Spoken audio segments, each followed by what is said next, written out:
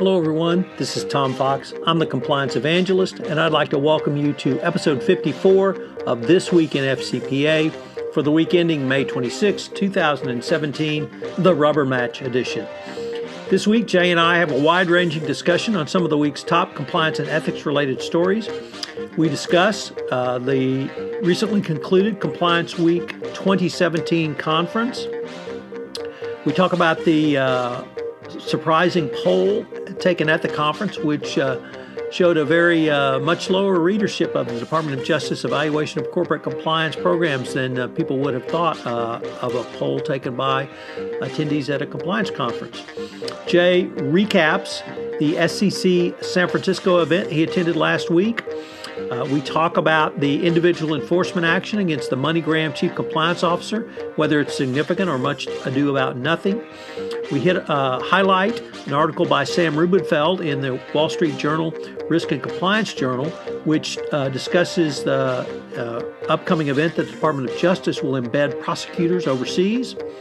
And we have a lengthy discussion from the compliance perspective and sporting perspective on the NBA championship between the Golden State Warriors and Cleveland Cavaliers, who, for the first time, we will have 3 consecutive years of the same teams in the NBA Finals.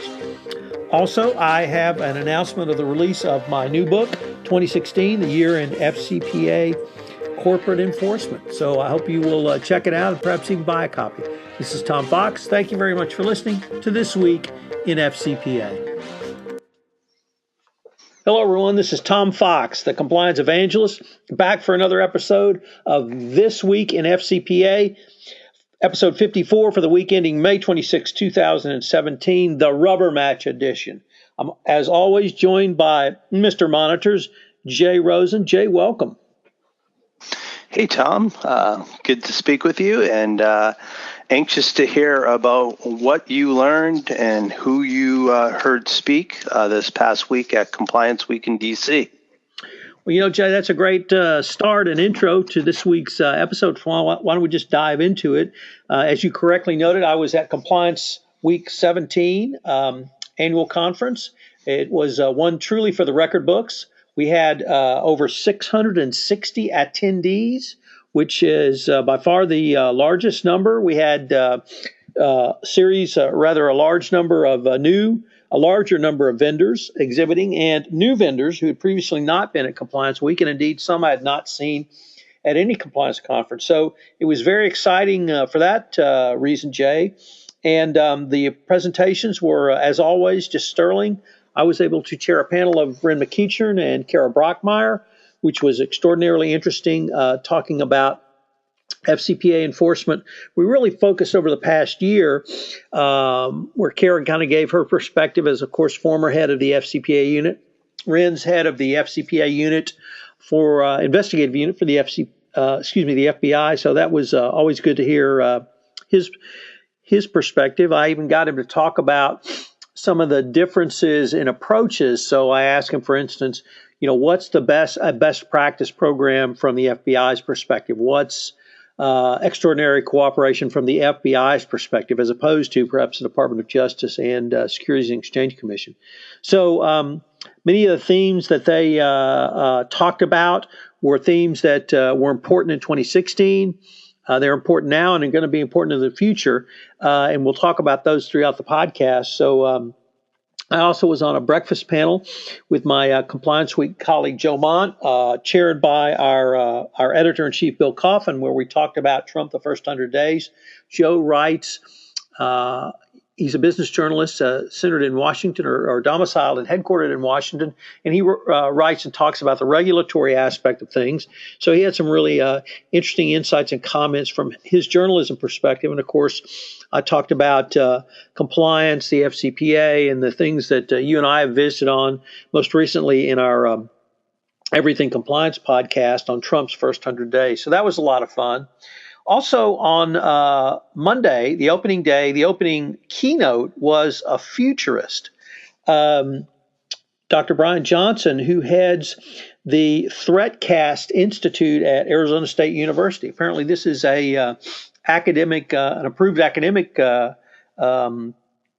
discipline, And he talked about what a futurist does is they look a minimum of 10 years out.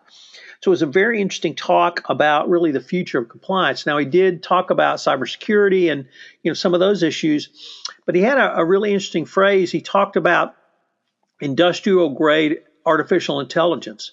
And he said that is just it's not big blue kind of IBM big blue deep learning or deep thinking. It's how companies and businesses are going to use tech and artificial intelligence going forward. So I thought that was a really interesting insight. And the thing that I think is most significant for not only you and I, Jay, but for all of our listeners is he believes that the innovations coming in technology and artificial intelligence will actually make the compliance discipline, the chief compliance officer and the compliance practitioner, more important going forward. And it was basically because at the rate and speed that you can look at data and make decisions based upon data, you're going to have a nimble and agile compliance function that can both guide the business in its decision-making calculus, but also be there to quickly do the same analysis on oversight for data that comes into the compliance realm. So certainly good words and good thoughts for our profession going forward. And the necessity for compliance, he talked about compliance being integrated into the business function. The Department of Justice, of course, says that is the operationalization of compliance. So it's interesting how he moved those two together. The second day, we had an opening keynote, which was a panel, and it had on the panel Kara Brockmeyer, as I said, former head of the FCPA unit, Kurt Drake, who is currently the Chief Compliance Officer at Kimberly-Clark, but people might recognize that name as he was the Chief Compliance Officer at General Cable, who got them through their FCPA enforcement action. And then Pablo Quinones, Chief of Strategy and Policy and Training Unit in the Criminal Division's Fraud Section. And the panel was moderated by former SEC practitioner Stephen Cohen. And that was really interesting. And I know there was one point you wanted to talk about that came up that was really not directly related to their remarks, Jay, but they were doing live polling. And the poll was about the Department of Justice FCPA evaluation of corporate compliance programs documents. So maybe you could just kind of pick it up from there.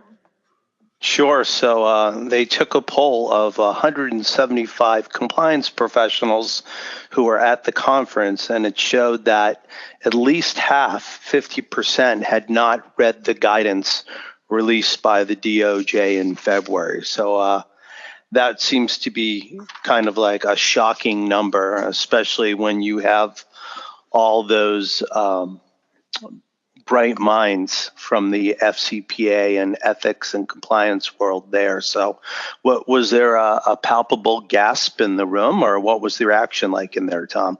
Well, what was interesting, Jay, was certainly the reaction of Pablo Quinones. I hope I haven't butchered his last name too badly.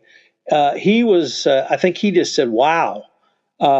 Something like that. And I think it really struck everybody in the room simply because this was not a scientifically designed poll. It was only went out to probably 600 people who were in the room. So less than a third responded. So I hate to make overarching statements based upon that limited sample size. So basically, I guess that's about 80 or 90 or 95 people who hadn't read it. But still, you would think in a compliance-related event, those people would have paid attention to the latest and greatest pronouncements from the Department of Justice.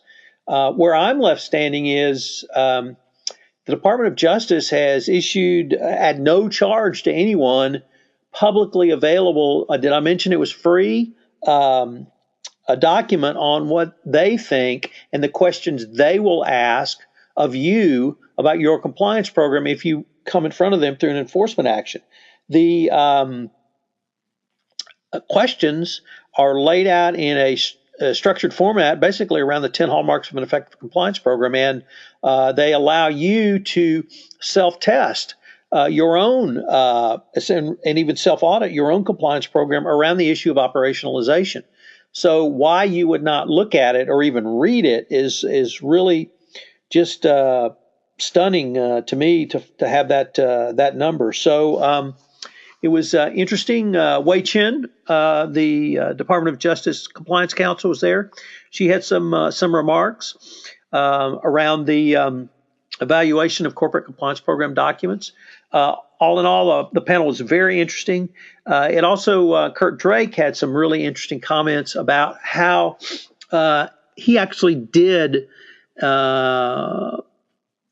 operationalize his compliance program, and he used data in a way that I think shows where data is going. It's not that General Cable had data, but they actually took the data, learned from it, and took those lessons and incorporated those in an ongoing basis into their compliance program for continuous improvement. And he said that he felt that was very persuasive to demonstrate the effectiveness of the General Cable compliance program. So very interesting, really, around those two keynotes, Jay. So I think in the recap you wrote about Dr. Brian David Johnson, although he talked about these leaps that are being made in terms of AI, he also seemed to indicate that there's still a considerable lag before this stuff comes to the marketplace. In terms of the new vendors that you saw at Compliance Week, is there anybody who seems to be getting a little bit closer to this that you met? You know, I really didn't see anyone who was talking 5 years down the future yet. What we heard from several vendors were that they can help you collect the data, and after collect it, then run it through and analyze the data. But the step of then taking that same data and looping it back in on an ongoing basis for continual improvement, I don't think we heard any vendors really talking about that, nor did we hear them talking about how the, as Matt Kelly would say, the data about the data would not only help operationalize your compliance program, but also really put more focus on the need for a nimble compliance program, compliance discipline, and chief compliance officer going forward. So really, the market was not there yet. He was truly looking down the road into the future. So I guess the future that he sees, would we call that compliance 4.0? We might begin to do that. One last bit, anything specific from Kara that she brought up, either with what she's going to be doing going forward at Debevoise, or any interesting reflections she had upon leaving the SEC? Really nothing really going forward about Debevoise. The great thing about moderating one of these is you get to ask the questions you want answers to. So when the audience kind of lags, I get to ask my questions. And what I really wanted to talk to her about was the internationalization of not only FCPA investigations, but FCPA enforcement. And that's something that she talked publicly about last fall at the ACI National FCPA Conference in Washington.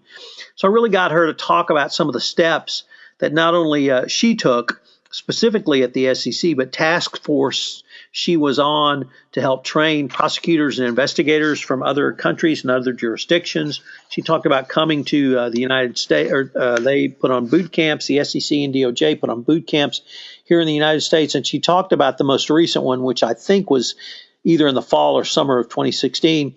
And she said that the folks from countries outside the U.S. had really progressed to the point where the U.S. was not leading the discussion. They weren't leading panels. They were moderating panels.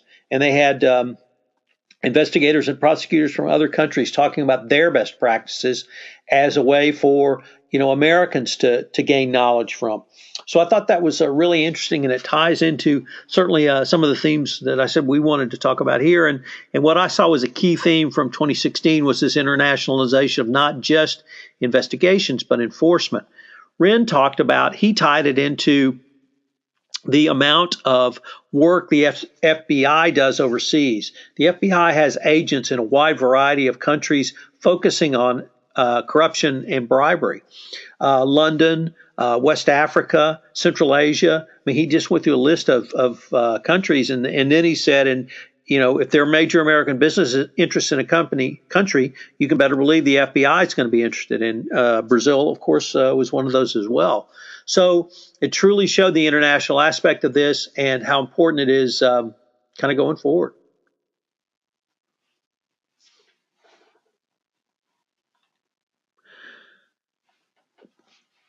So, Jay, the next thing I wanted to see about was a really interesting article by our good friend and colleague, Sarah Croft.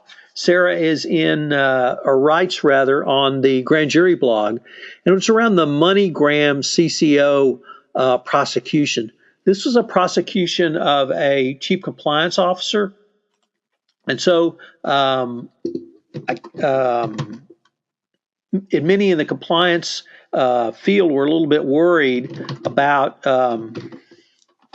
what this might mean. And Sarah really wrote, I thought, a pretty good summary of the enforcement action against the chief compliance officer. Let me see if I can get that name for you, Mr. Thomas Haider, Haider, and he settled civilly with the government. I think Sarah's kind of the key point was that there was no willful action by the chief compliance officer, but there may have been willful blindness. And I think that the government made clear when MoneyGram settled for $100 million that obviously something had gone off the rails. So it's perhaps not too surprising to have this individual enforcement action. Nevertheless, this was the first one which moved to conscious indifference of a chief compliance officer. The conscious indifference was there were multiple instances where fraud involving money sent through MoneyGram's money transfer system was articulated and even put in spreadsheets and information put forward to the chief compliance officer. A plan was put in place but not implemented due to pushback from the sales department to terminate agents and outlets because of fraud or anti-money laundering concerns. Also, the time frame was 03 to 08, and frankly, that was a different time and a different era. So it's not clear, really, or rather, I should say, it is clear we didn't have direct CCO involvement. Nevertheless, we did have perhaps willful blindness going forward. There's a couple things that she closes with, and she says, in the end, this case shouldn't scare the compliance community too much. The government obviously wanted to put compliance officers in fear that if the company compliance plan isn't perfect, they're personally liable. Now, $250,000 is not insignificant, but it's also not a prohibitively high penalty. The government got 1/4 of what it wanted in fines in a 3-year ban, but that's not exactly a bang the drums result in a first of its kind case. It will be interesting to see if the government follows up on its bluster. If it does, it should look for a better test case. So this is my takeaway is kind of like some of the prosecutions that we had 4 or 5 years ago, especially with Sure Shot and those things, that the government really needs to be very they need to be choosy about which cases they're bringing forward to trial or to settlement. And from Sarah's perspective, I don't think she was very excited about the result on this one. Jay, I would agree with not only her analysis and your points, but I would note that this is, I think, the first time we've seen a either criminal or civil penalty, and this was under the Bank Secrecy Act, not the FCPA, or so it was anti-money laundering. But we are the first time I think we'd seen a chief compliance officer significantly sanctioned, and I have to say I find $250,000 to be a significant sanction for willful blindness. Now, this is separate and apart from actively being involved in the compliance failure, and as Mike Volkoff would tell us, that certainly would warrant CCO prosecution if it existed. But here we had basically, it looks like somebody who put his head in the sand. Now, they did design a program to try to remediate, but it was overruled by the sales department. That sounds like to me to be a structural defect in the company. I'm not sure a chief compliance officer could have impacted that. Even if they resign, it still is not solving the problem. So the last thing is, and I think Mike Volkov could speak to this more adroitly, is these settlement agreements are the product of negotiation. So there's always going to be facts that we are not aware of because both parties have negotiated the final product that will be released to the public. So there may be some more there that we don't know about it. But based upon this public record, we certainly don't see the kind of active involvement that I think would warrant a penalty. And if we're moving towards something less than willful misconduct, I think the DOJ and SECE, and indeed here the Treasury Department, really need to articulate for the chief compliance officer what the line is, because we've never had a prosecution where a chief compliance officer was negligent. And the first time we do, I think that's what's really going to send a shockwave through the compliance community, because that means if you simply make a mistake, you could be liable to criminal and or civil sanctions. And that's something that really would get the attention of the compliance community. Yeah, I'm sure there are a lot more bad hombres who are on the list of the DOJ to get before they're going after the CCOs. Well, Jay, you attended a conference last week up in San Francisco, went up north to San Francisco, I suppose how you all would say in California. So why don't you tell us about that experience, how it was for you? Yeah, thanks, Tom. I had the pleasure of going up to San Francisco for a one-day SCCE conference, and it was good to reconnect with some of my colleagues from the Bay Area. And I wrote a blog that I have on LinkedIn called "I Left My SCCE Heart in San Francisco," or "I Love It When a Plan Comes Together." And one of the things that I think is very challenging when you put together these conferences is there's such a lead time. Sometimes it's, anywhere from a year to 6 months. And I'm always impressed by the people who put these conferences together, that they have the ability to look within their crystal ball and put together a very timely presentation. And these were, this is the way that I interpreted what we learned in San Francisco last Friday. And we had a real interesting presentation by the FBI and Stanford Research, Inc. And they really, Supervisory Special Agent Ryan Party took a look at, what is out there with the whole WannaCry thing. And it was just, it wasn't somebody kind of droning on about this is what you have to do, but this was really right up front in the news. So I'm sure a lot of people went home and changed their passwords and made sure that they had virus protection. That cyber threats and defense discussion group just then morphed into a discussion about the Yates memo a year later. And we had the perspective of current U.S. Attorney for the Northern District of California, Brian Stretch, and then Stephanie Yonakura, who used to be a DOJ prosecutor in the Southern California region, and now she's a partner at Hogan Lovells. And both of them were just very candid with their remarks about, what we've learned from the Yates memo and what we've seen over the last year with the pirate program. And somebody from the audience quipped that it may not be known as the Yates memo for very much longer, that maybe somebody in the government might want to change the name of that. After that thing, we moved on to a couple presentations that kind of dovetail with our first story. We looked at data science investigations and privacies, and two of our colleagues, Sue Gong and Paul Starrett, led that discussion.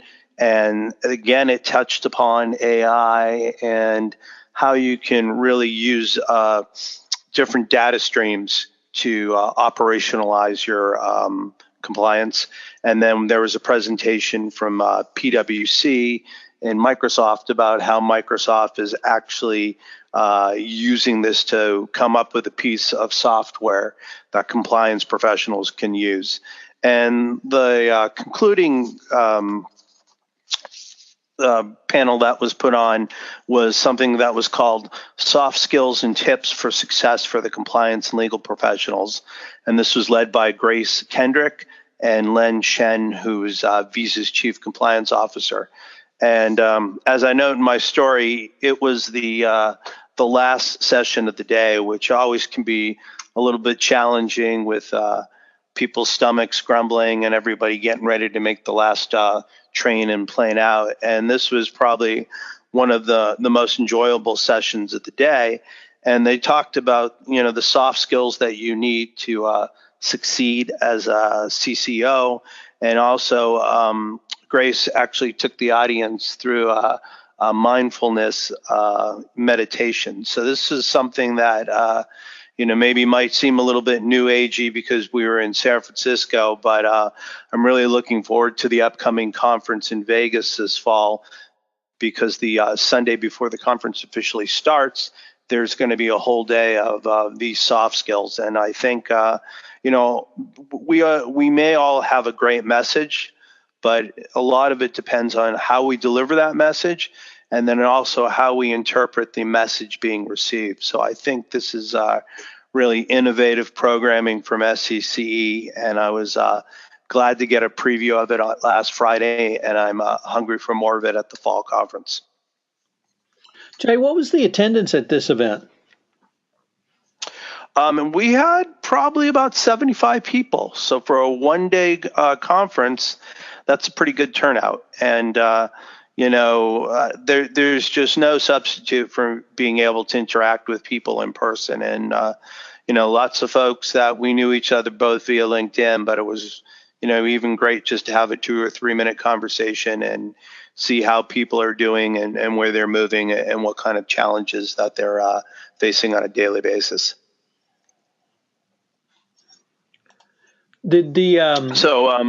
Was the panel draw? I mean, while I would have expected most of the people would be from San Francisco or the Bay Area, did you draw others from Los Angeles or other domiciles?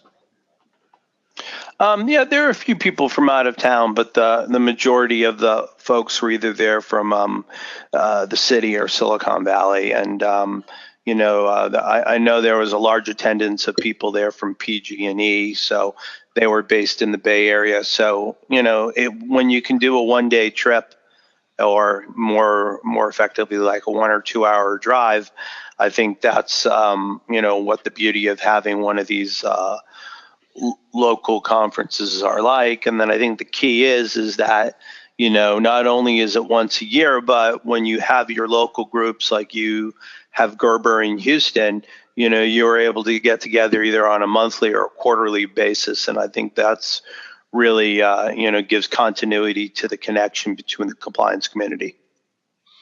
So, Jay, next up we had an article in the Sam Rubenfeld at the Risk and Compliance Journal noted a speech by Trevor McFadden down in Brazil.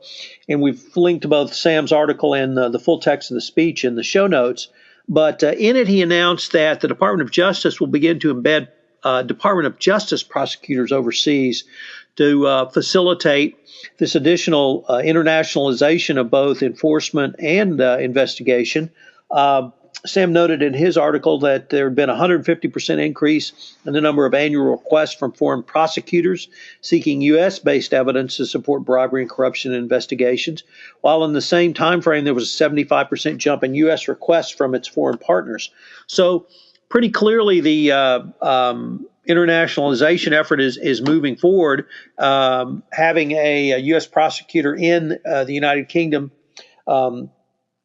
I think it's going to really move this forward. And if I could really use this, Jay, as a way to introduce the release of my new book that came out this week. It was premiered at Compliance Week. It was published by Art Publishing, which is a sister company to Compliance Week. And one of the key themes that, or the title of the book is 2016, the year in corporate FCPA enforcement. And one of the key themes that I saw from last year was really just that. But the book is certainly more than that. It reviews all of the corporate enforcement actions. I take it on a chronological basis. I also talk about the pilot program, DOJ pronouncements and pronouncements throughout the year, but particularly in the fall of 2016, how last year was really a year for the record books. And of course, lots of lessons learned from the compliance perspective, which is really what I try to be as the nuts and bolts blogger guy. So very pleased to announce that. You can pick it up at ARC Publishing, and I'm going to link to that in the show notes. And Jay, all of that really leads to what we really needed to talk about today, which of course is that the Golden State Warriors and the Cleveland Cavaliers are meeting in the NBA Finals, as it should be, I would note, but for the third straight time. And for those not familiar with the NBA, or perhaps even those who are familiar with the NBA, this is the first time in the history of the NBA we've had two teams in 3 consecutive years meet in the finals.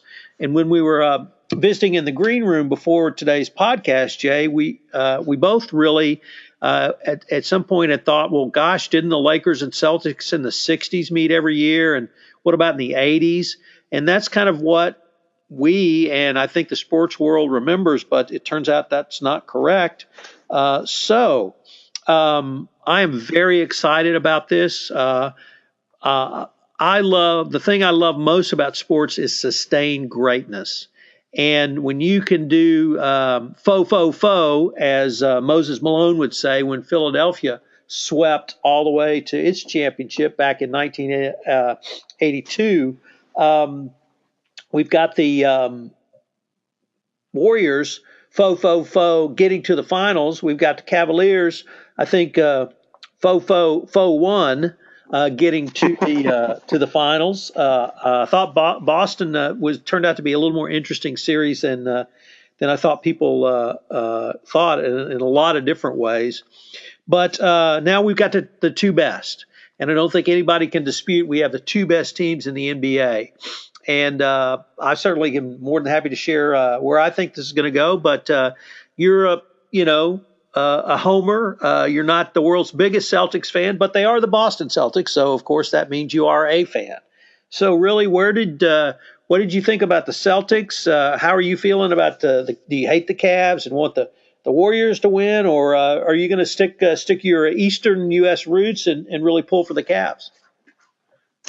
I'm going to choose to not make a choice. I think it's very interesting that your two finalists are the Golden State Warriors and the Cleveland Cavaliers. So when you talk about in the NBA's past, you talk about marquee matchups. One wouldn't necessarily think that it is a marquee matchup just based on the cities and the ratings and who's going to be involved. But I think, to your point about them both really blazing through the earlier rounds of the playoffs, we have the two best teams out there.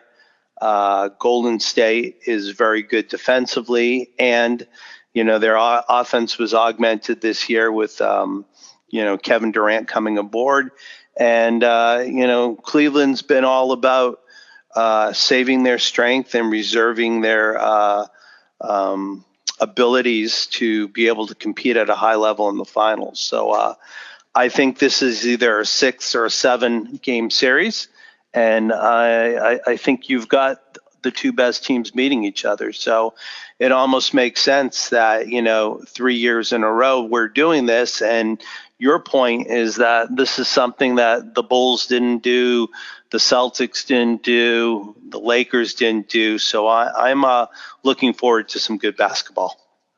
So the really one thing that's come up this series, or rather the NBA playoffs, is the subject of players being overtaxed, players being tired, fresh legs.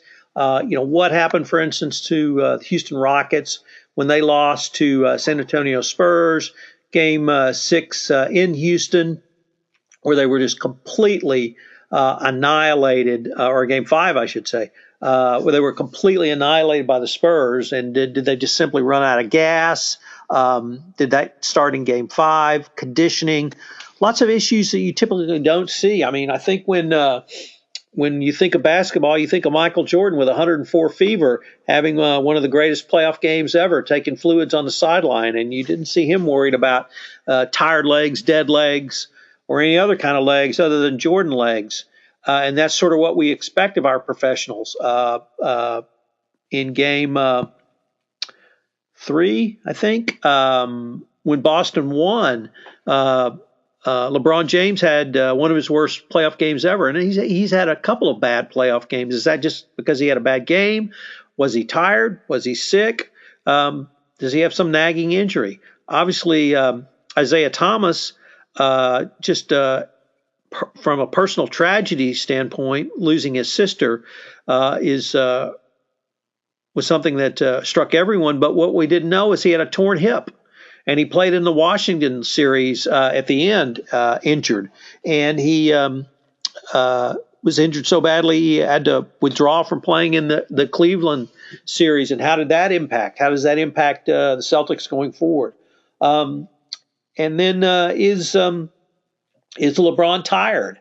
Is he going to be tired? Are the Warriors fresher now because of faux and sweeping everybody? Or are they going to be rusty the first game? Is there a delicate balance between having too much rust versus being tired?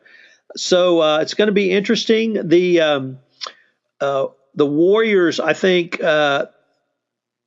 were the best team last year, but they lost in the finals. They had 73 wins, greatest win ever. And a Draymond Green intentional foul call throwing him out of a game, I think cost them the finals last year. So they're going to get motivated revenge on the Cavs, or did they just simply get better by getting one of the 3 top players in the league, Kevin Durant, to come over and play with them? So did you make a prediction of Cleveland winning this, Jay? No. I'm going to go. I'm going to be. Warriors in 7.